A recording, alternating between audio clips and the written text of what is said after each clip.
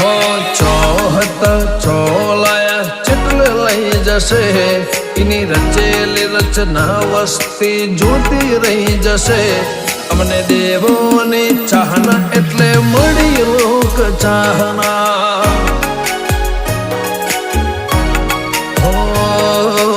એની મારી ઓળખેણ અજર અમર થઈ જશે ના ભૂતો ના ભવિષ્યથી ઇતિહાસ લખાઈ જશે અમને દેવોની ચાહના એટલે મળી લોક ચાહના